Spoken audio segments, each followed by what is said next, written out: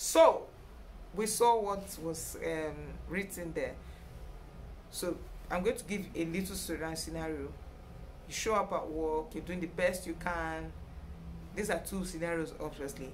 And then you just have this manager who doesn't copy you on emails, doesn't give you work to do, gives you work to do and gives you impossible deadlines, gives you work without adequate instruction, adequate help or resources to have that task done, and then finds an opportunity to find a way to throw you under the bus. This is for people who are like me, that are there to overcome the odds and are there to work, and then try to micromanage you. Basically, that's what I was trying to describe. And then on the flip side, you have employees that, oh my god, you've tried to talk to them to improve their performance on the job, but for some reason it just feels like it's entering one ear and coming out through the other.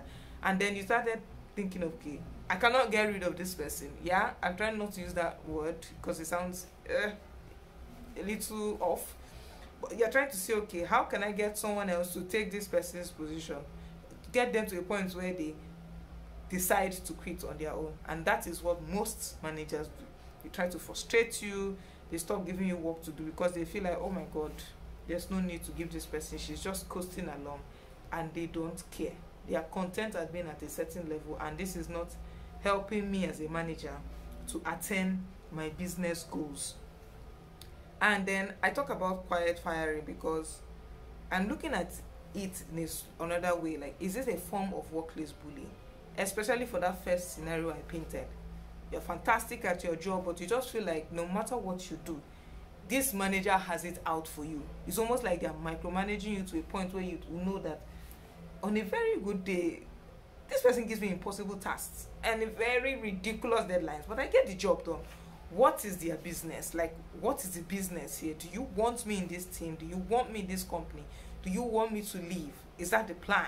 Is that the purpose of all this irritation around me and making me feel like I am not contributing my quota to the team, as it were? So those are things that I felt one time. At the time when it was happening, I just felt, oh my god, office politics, workplace bullying. It was after I left and I was like, oh my god, I was being set up to be quietly fired, and I didn't even know at the time. And I'm supposed to be HR. Do you understand?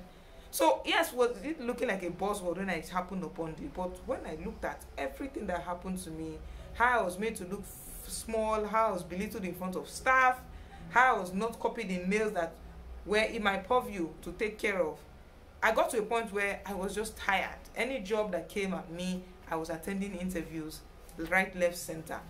And as soon as I got that one offer that I felt was better, I resigned.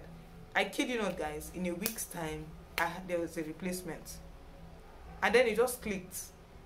Before I even recorded this video, like, oh, shoot. So there was someone waiting in the wings for me to leave. Oh my god. At the time, I felt very bad about it because I felt, okay, whatever it is you felt I was doing, all you had to do was have a conversation with me about my work. You could even tell me, but maybe they were worried that I would sue them. And the only way they felt they could do what they did was, of course, obviously quiet firing me. But these are a few signs of how you're going to be quiet fired. In case you're going through it, that's about what's about to happen. It's not something that I subscribe to. I would rather just have this person put on a PIP, which is a performance improvement plan, in the second scenario happens, for instance, than just quietly firing people. Because not only does not pave way for employees to have a good opinion about you as a HR professional or even a manager, it affects the employer branding. Down the line, we may not see it now, but hey, if you deal with data, you can tell that looking at those exit interview data forms and all that, it tells a lot about why people are leaving. And it's not always a good sign when they feel they have been quite fired, but they don't know it yet. What did you think about today's episode? Let me know in the comment section. And yeah, we have a new podcast, Naija HR Chic podcast. Can be found on Spotify, Anchor, and Radio Public. Don't forget to follow us, listen to us, let us know what topics you feel we should be talking about, aside the one we've discussed, of course, on YouTube. And who knows, we may be bringing one or two guests. If you're interested in talking about the topic with me, do let me know. My email is down below. Send me an email and then we'll talk about it. And then, okay, you know what to do at this point? Like, share, comment, because we like to keep it very interactive on this channel. And most importantly, subscribe down below. I'll talk to you guys very, very soon.